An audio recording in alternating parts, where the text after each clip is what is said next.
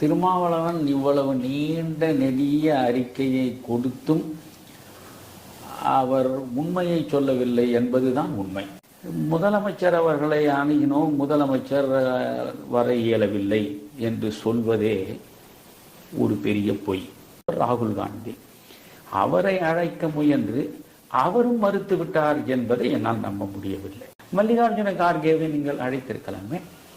சீதாராமையாவோடு உங்களுக்கு நல்ல பரிச்சயமும் நெருக்கமும் உண்டு.